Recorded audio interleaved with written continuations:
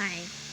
I thought of presenting this or making a video out of this presentation that I've made a few years ago. I prepared this slide presentation for a class that I conducted um, that focused on food safety and hygiene sanitation. So this one tackled um, specific points for the industrial kitchen. So why do we need to learn hygiene, safety, and sanitation for the industrial kitchen? Since this was presented a few years ago, it it's not an, a practice that's commonly known. Right now, because of COVID, a lot of people, especially for those that are preparing food, they are already mindful or they are aware of the ramifications of not taking care of how they handle food. So, knowing how proper sanitation and hygiene affects the food being prepared and served will make you more effective in the industrial kitchen. It's not just cooking, it's not just preparing. You are actually preparing for someone else's consumption. There is more to professional food service than just cooking and serving food and beverage. Hygiene and sanitation plays a significant role in setting company standards. Like if you have a restaurant or a food chain, every person who handles the food or prepares the food or even serves the food, they have to know these specific important points. The potential food service clients expect a clean and sanitized environment where they can enjoy their food and drinks. So it's not just the ambiance, it's not just the location, it's also how you take care of where you work and where they are going to consume the food that they buy from your establishment. So what happens if we do not pay attention to food safety and sanitation? So there's a possibility that you will serve unsafe food. So food served in an unhygienic and unsanitary environment may carry disease-causing bacteria or may harbor attributes that can lead to your clients getting sick. So this one is the focus of um, the current protocols for food and health safety points for to address the COVID or the pandemic that's going on. A lot of the things that are required for restaurants to abide so that they can be able to operate dine-in services and maybe delivery is also affected by these. Once an establishment's reputation is tainted by food poisoning, it will be difficult to regain lost income and patron customers. Employees will have lowered morale. Back then, you hear news that some people get sick after consuming maybe a pizza or a pack of fried chicken from a specific restaurant, and it goes around and people will talk about it, and people who are supposed to buy from them get influenced by these news, so they won't buy because there is evidence and there is history that this particular restaurant didn't take care of the food that they serve. So continued poor practice of sanitation and hygiene can lead to your establishment getting petitioned for closure. This is when the government intervenes, wherein you are forced to close.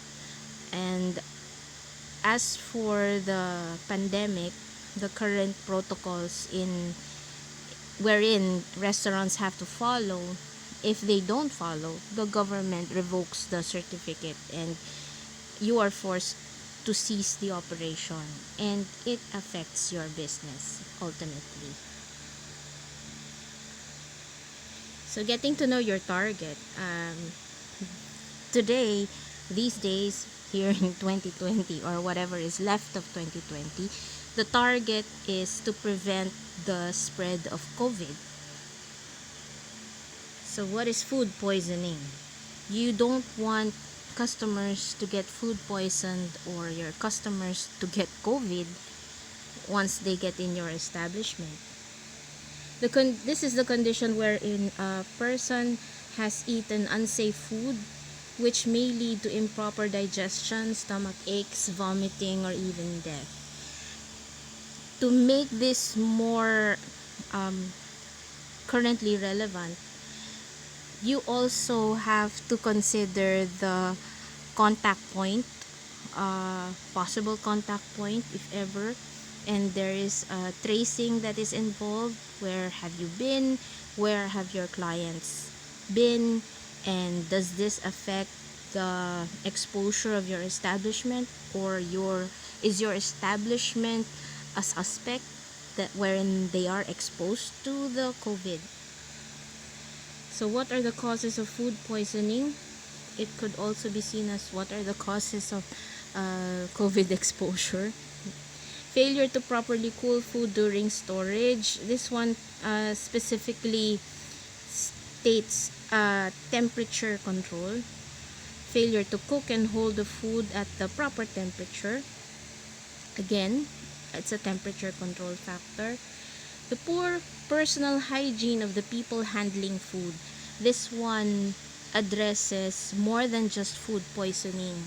For person who may carry a virus, not specifically COVID, it could also be other type of flu.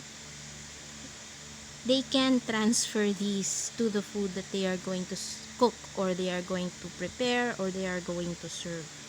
So you also have to take into consideration and require employees or yourself, if you are going to sell food items, you have to require food handlers to have a good personal hygiene.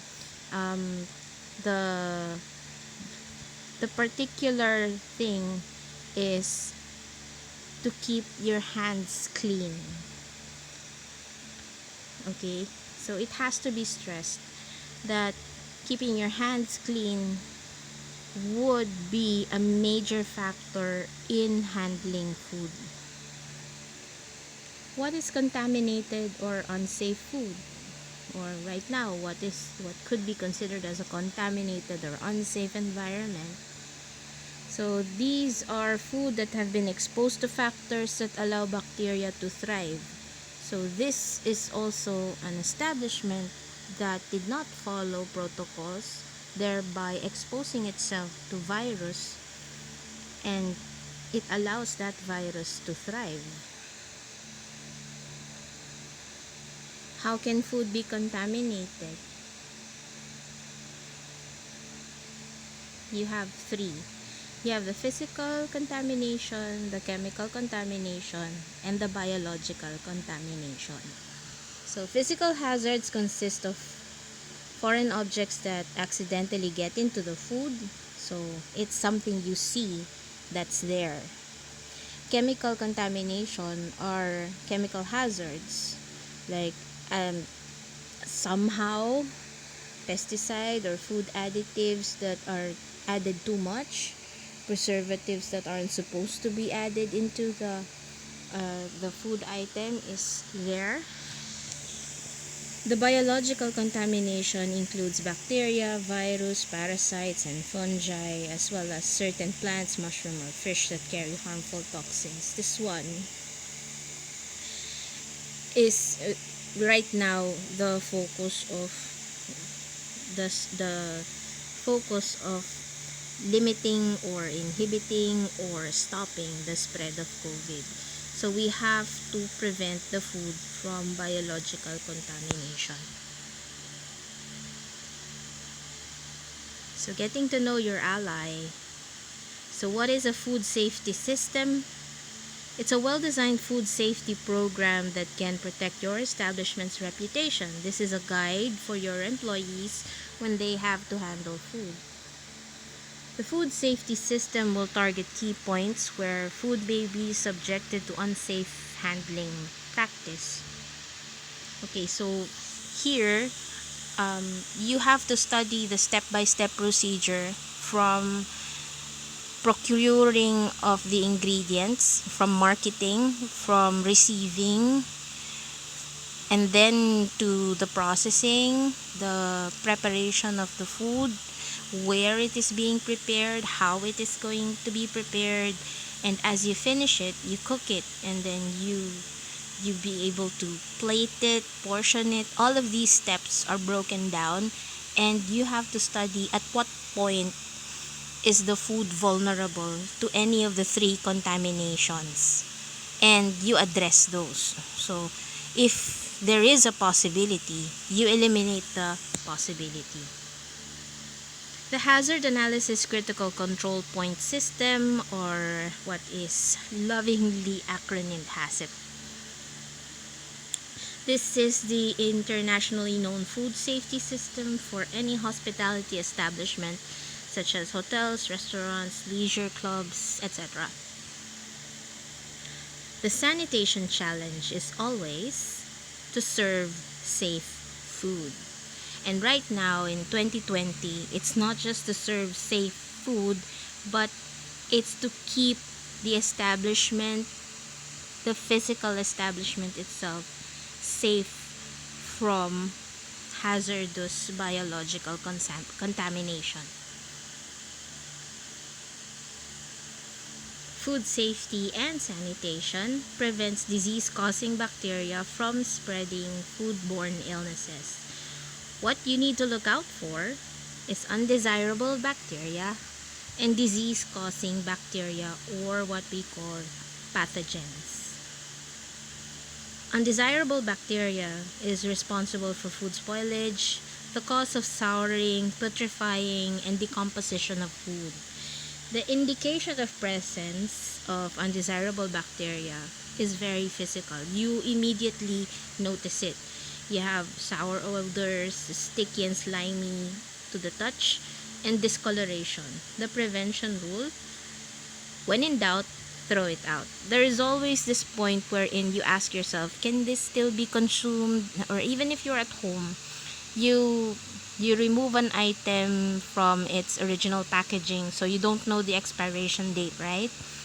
So when you see it again in the refrigerator and you think, oh, can I still eat this? Is this still edible?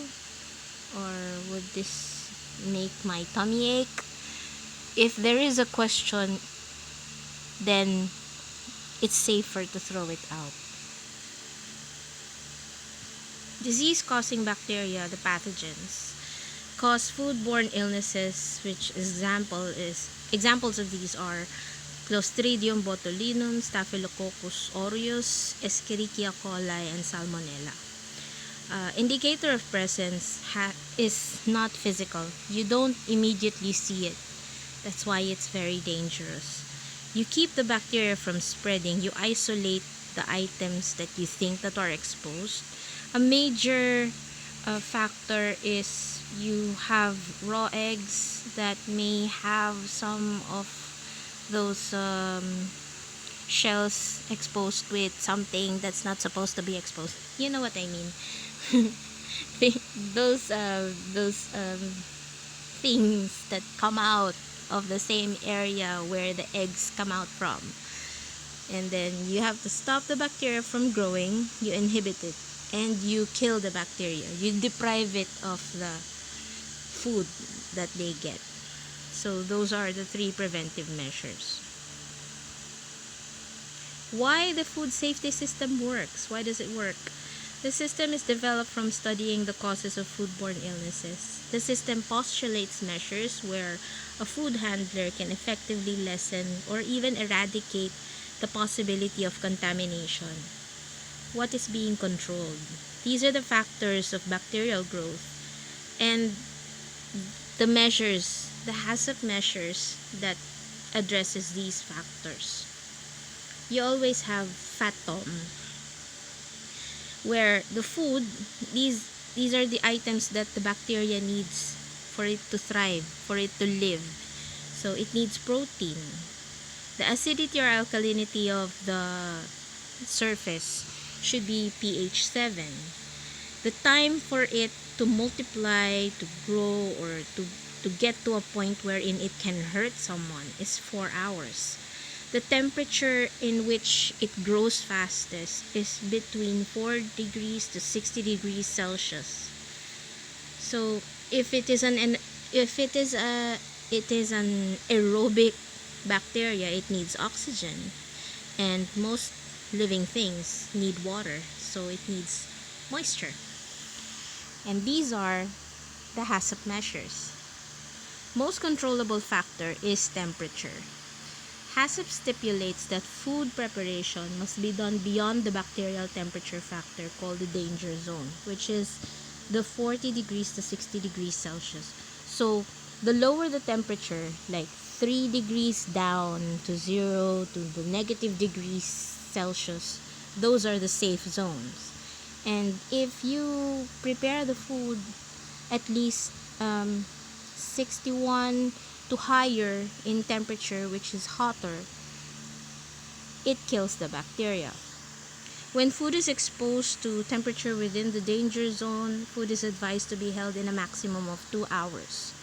So the 4 hours is not met as a condition for bacteria to thrive of 4 hours. So if you are going to do a buffet, or if you are going to have this food item wait for it to be consumed, make sure that it is consumed within 2 hours from its release. You vacuum seal the food storage whenever possible. This addresses the condition of oxygen. So it prevents the food to be exposed from oxygen, and because it's in vacuum. So you deprive a bacteria that is aerobic, you deprive oxygen. The subject ingredients to high acid content marinades whenever possible. Example is lemon juice, alcohol, or vinegar. You see this a lot, like in ceviche, in food items that are saturated in vinegar. You have cured or pickled vegetables, like that. In the Philippines, we have what we call, what's that? Okay, I'll use it as a question for the comments. So what is that fish or seafood dish in the Philippines that exposes the protein to high vinegar content or high acid content, that it doesn't actually need to be cooked because the vinegar cooks the protein? So tell me what that is. Okay, it starts with the letter K, so that's a clue. So you drain the excessive water. This one addresses moisture. Drain the excessive water whenever food is being stored. Dried food or dehydrated food should be kept in a cool, dry place. Otherwise, it will only accumulate moisture in the humid heat. Specifically for tropical countries, our climate is very humid. The air is heavy with moisture. So you have to prevent the food to be exposed in moisture, and you deprive it by drying it or keeping it dry. You just have to remove the excess water so there is no moisture. So that one addresses these 1, 2, 3, 4, 5 points of HACCP measures, addresses the acidity, the time, the temperature, oxygen, and moisture, because they can't limit the food or protein content, because that's the very thing that we are protecting.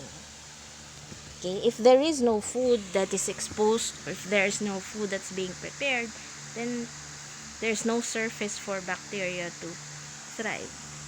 So all the other factors of FATOM you have to control.